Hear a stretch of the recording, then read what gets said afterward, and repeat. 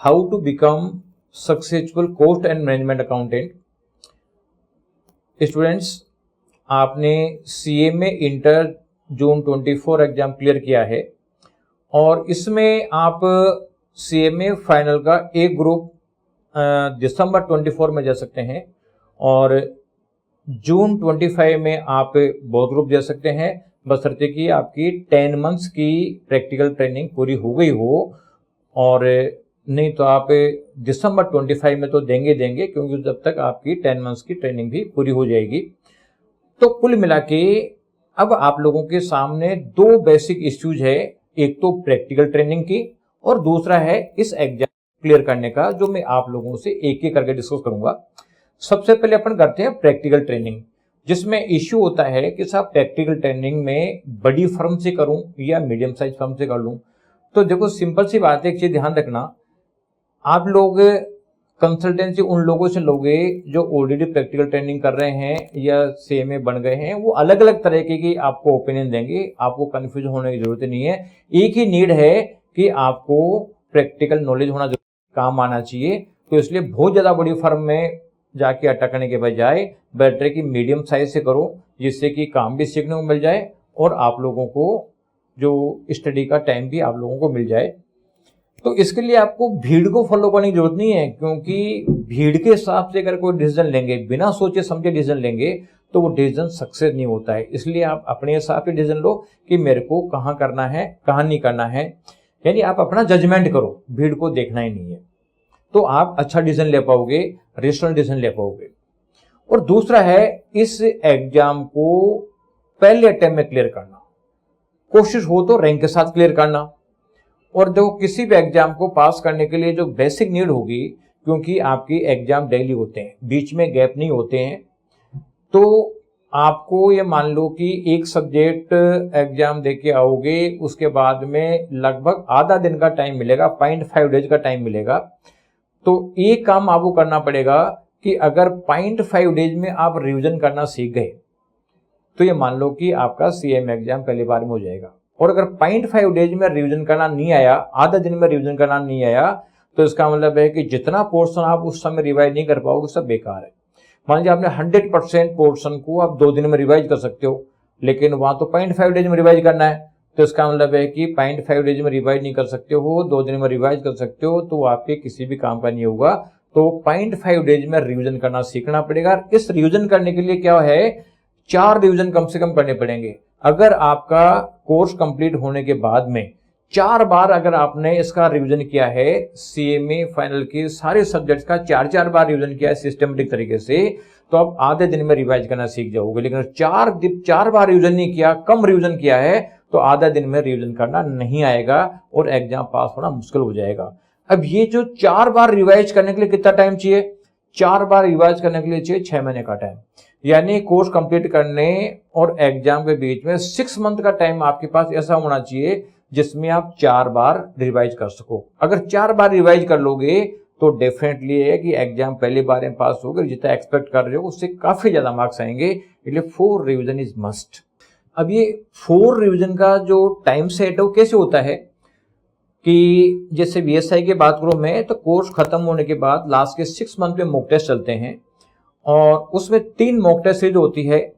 First mock test series में average 10 days का time दिया जाता है और एक दिन टेस्ट होता है। इसका मतलब है कि 11 डेज एक सब्जेक्ट में लगभग लगता है। 8 सब्जेक्ट हो गए तो आपको 88 डेज का टाइम तो फर्स्ट रिवीजन के लिए।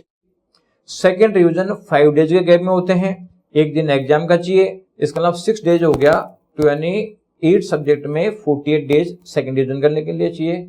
इसके अलावा थर्ड रिवीजन में हम एवरेज 3 डेज का टाइम देते हैं, एक दिन टेस्ट हो गया, यानी 4 डेज पर सब्जेक्ट, यानी 32 डेज ये हो गए।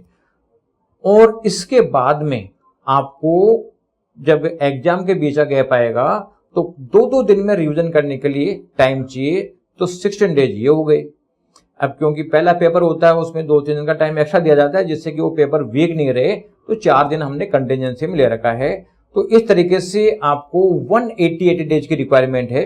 अब 188 डेज का जो हम कंपनसेशन करते हैं वो कैसे करते हैं कि जैसे दिसंबर अटेम्प्ट के लिए 1 जून से मॉक टेस्ट स्टार्ट हो जाते हैं और जो जून अटेम्प्ट के लिए 1 दिसंबर से हो जाते हैं। अब क्योंकि आपके एग्जाम 11 जून से होती है, तो इसमें 8 डेज का टाइम यहाँ कवर हो जाता है।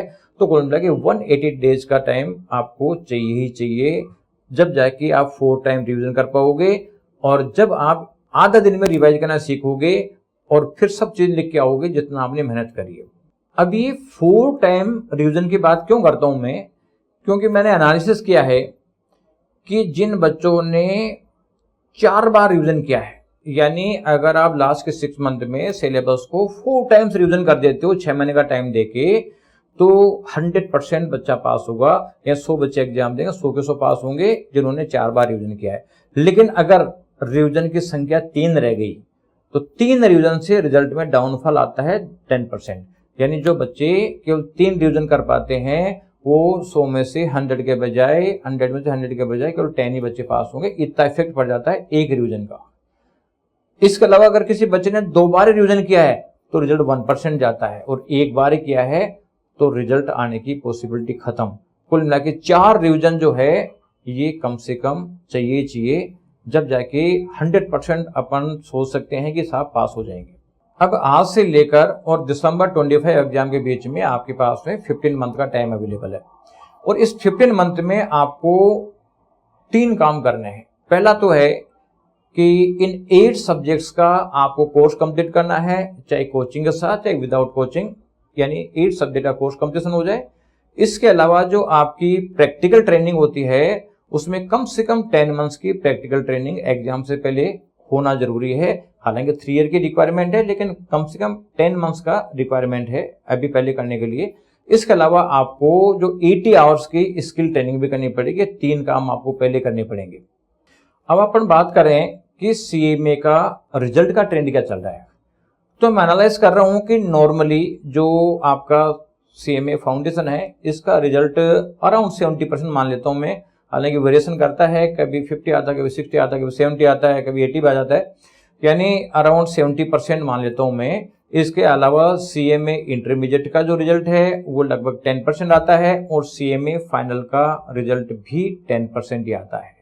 तो हमारे को ये देखना पड़ेगा कि क्यों आता है, रिजल्ट कम क्यों आ रहा है, और उसका एक ही रीजन है कि वो नंबर ऑफ रिविजन्स नहीं कर पाते हैं। वो जल्दी एग्जाम देने की, एग्जाम में अटेम्प्ट नहीं छोड़ना चाहते, और वो जल्दी करने के चक्कर में बहुत सारे अटेम्प्ट लग जाती है इनके।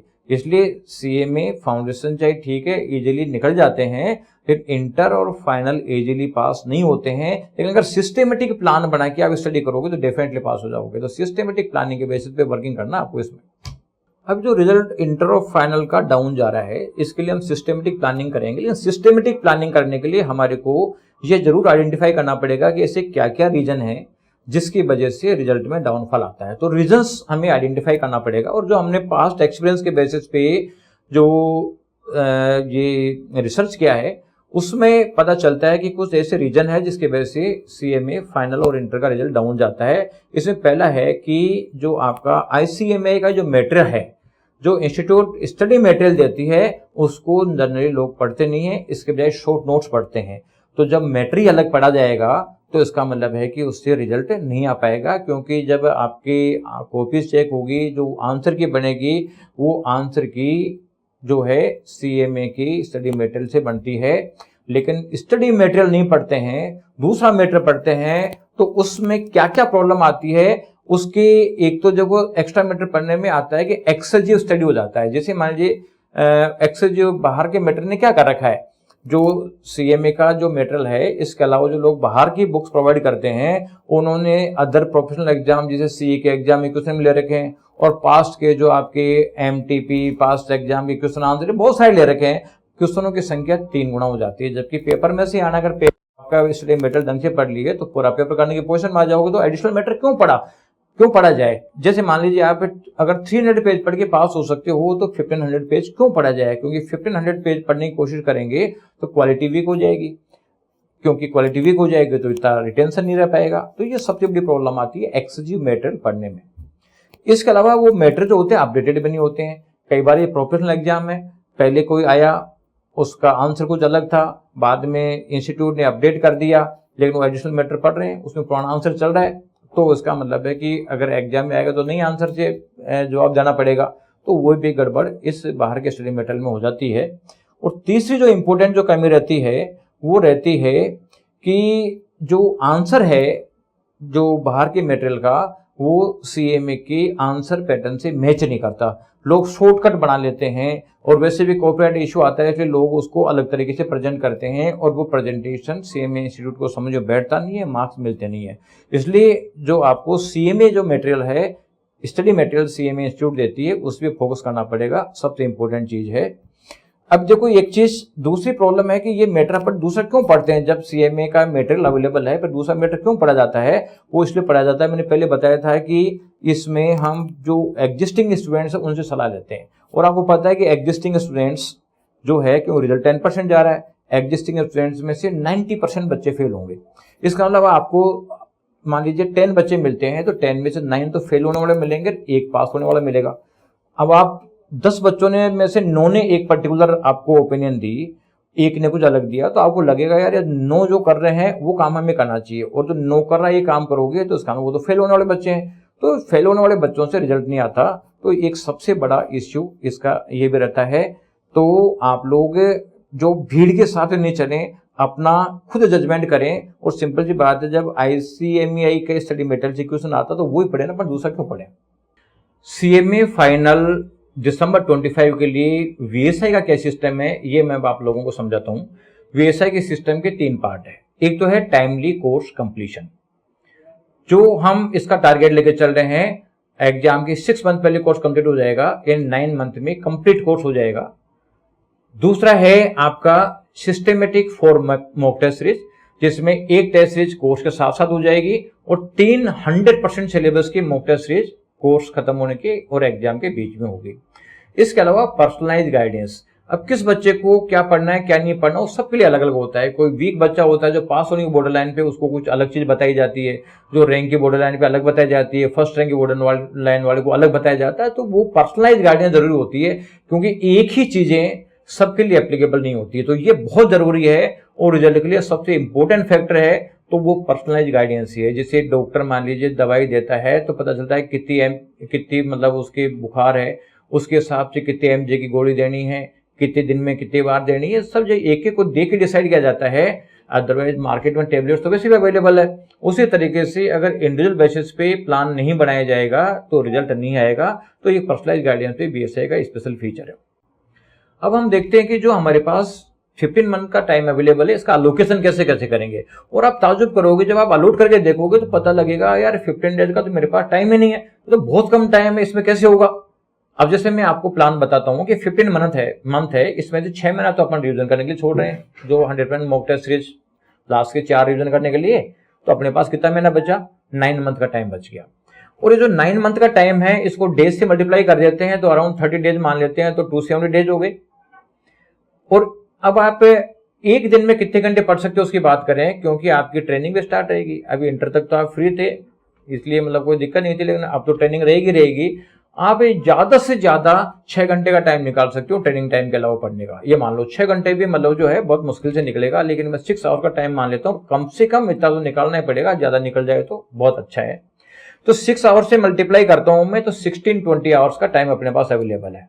अब 16-20 आवर में हमें क्या करना पड़ेगा कि देखो कोई भी चीज अपन कोचिंग लेते हैं तो वो जब भी काम की रहती है कि जब 1 घंटे की क्लास लिए तो 1 घंटे का होमवर्क होना चाहिए।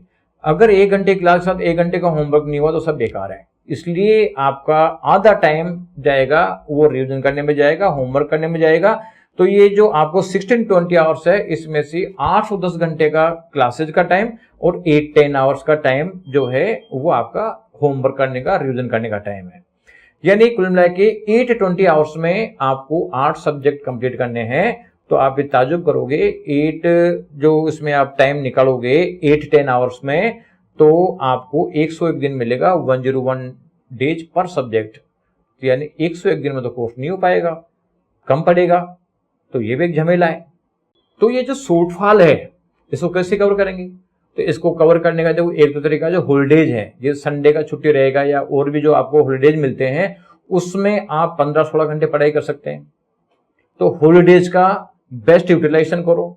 इसके अलावा आपको पर डे का भी जो पढ़ने का टाइम है, जो मैं 6 घंटे बताए, कोशिश करो कि 7 आवर्स 8 आवर्स जितना टाइम निकलेगा उतना ही आपका काम पे है। ध्यान रखना, तो ये बहुत जरूरी है।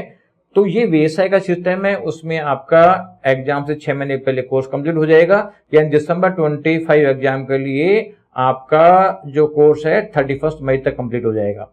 अब 31 मई तक कोर्स कंप्लीट हो जाएगा, उसके बाद में 3 मॉक टेस्ट चलेगी 100% सिलेबस की, उस पीरियड में पर्सनलाइज गाइडेंस भी मिलेगा और वो एग्जाम तक भी गाइडेंस मिलेगा। और ये सिस्टम आपने फॉलो कर दिया ना, तो मैं कहता हूं कि आप आराम से पास हो जाओगे, बशर्ते कि सिस्टम फॉलो करना जरूरी है। केवल वीएसआई ज्वाइन करने से काम नहीं होगा। तो अब आप वीएसआई का जो शॉर्ट सक्सेस बैच है सीएमए फाइनल दिसंबर 25 के लिए, वो ज्वाइन कर सकते हैं। वो 18 सितंबर से स्टार्ट हो रहा है, आप इसको ज्वाइन कर लें। Thank you.